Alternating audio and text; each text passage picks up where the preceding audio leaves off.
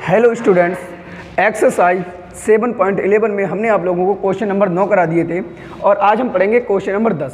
Question number 10 है हमारा integration 0 से π/2 log sin x minus log sin 2x into dx।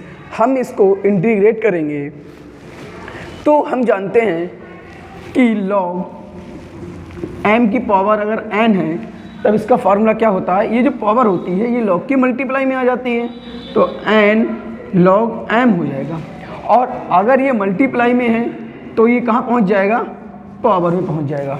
ठीक है, तो इंटीग्रेशन 0 से π/2 ये हो जाएगा हमारा log sin स्क्वायर x। ये जो log की मल्टीप्लाई में है ये sin x की पावर में पहुँच जाएगा minus log sin 2x into dx। ठीक है, बराबर इंटीग्रेशन 0 से π/2 ऐसा का ऐसा ही। ये log m हो गया minus log m minus log n।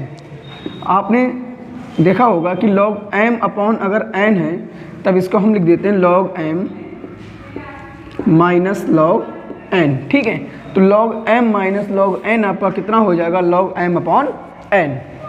तो ये हो जाएगा हमारा log sin square x upon sin 2x into dx। ठीक है, 0 से π/2 log sin स्क्वायर x ऐसा का ऐसा ही और sin 2x को हम लिख सकते हैं 2 sin x into cos x, 2 sin x into cos x into dx ऐसा का ऐसा ही। sin x की एक घात से एक घात कैंसिल। इंटीग्रेशन 0 से π/2 log, ठीक है, ये अपना बचेगा sin x upon 2 cos x into dx। ठीक है भाई, 0 से π/2 ऐसा का ऐसा ही, इसको हम लिख सकते हैं log sin x बटे cos x कितना हो जाएगा, tan x minus log tan x upon 2। ठीक है, sin x बटे cos x कितना हो जाएगा, tan x बटे 2 इंटू dx। ठीक है,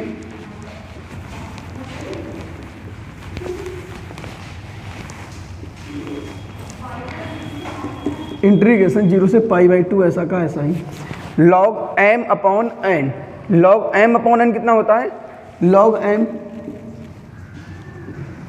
minus log n into dx।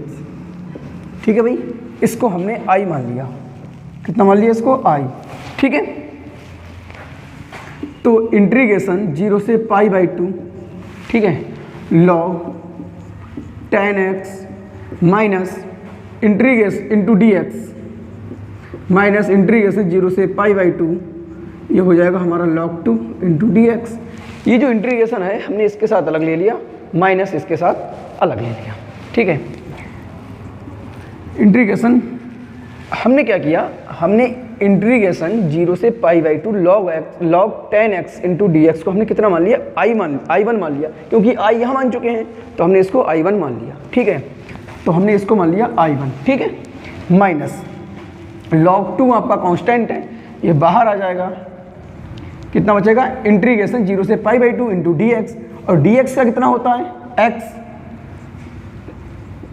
ये 0 से π/2 तो बराबर i1 माइनस ये हो जाएगा log 2 और x का करोगे तो कितना हो जाएगा, π/2 माइनस 0 यानी π/2। ठीक है, चलिए अब जो हमने इंटीग्रेशन 0 से π/2 log tan x को i1 माना था, अब हम इस i1 को इंटीग्रेट कर देते हैं। चलिए ना, i1 बराबर कितना था हमारा, 0 से π/2 log tan x into dx।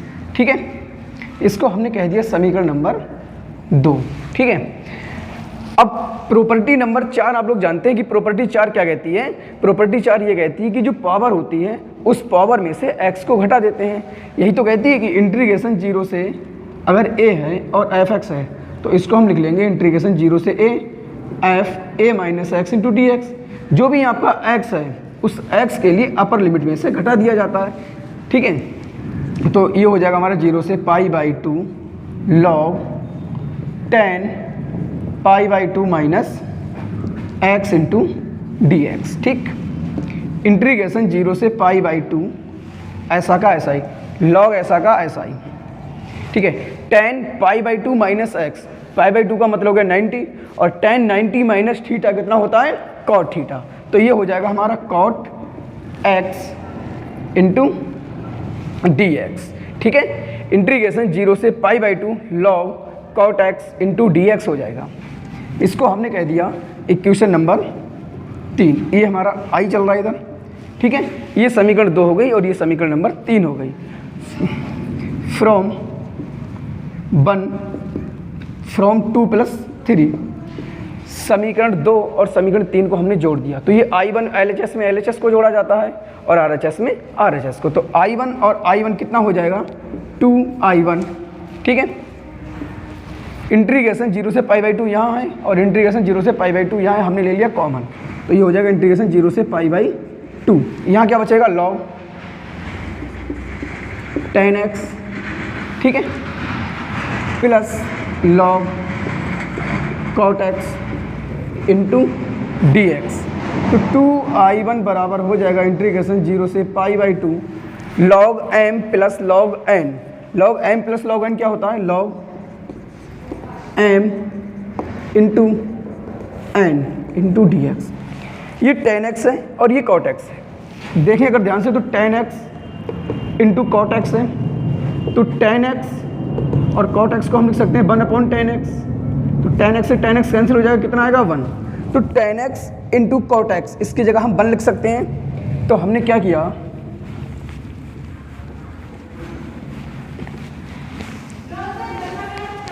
ये 2I1 बराबर हो जाएगा इंटीग्रेशन 0 से pi by 2 log 1 into D x, log 1 into D x. और हम लोग जानते हैं कि log 1 का मान कितना होता है, 0 होता है।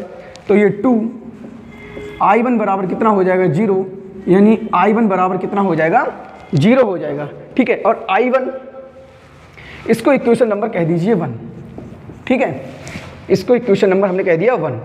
तो पुट इन इक्वेशन 1, इसको I1 का मान हम इक्वेशन नंबर 1 में रख देंगे। तो ये I चल रहा है इधर, I बराबर हो जाएगा I1, और I1 का मान कितना आ गया हमारा, 0 माइनस पाई बाई 2 लॉग 2 हो जाएगा। तब I बराबर हमारा हो जाएगा माइनस पाई बाई 2 लॉग 2, और यही हमारा क्या हो गया, आंसर। ठीक है, प्लीज़ नोट डाउन।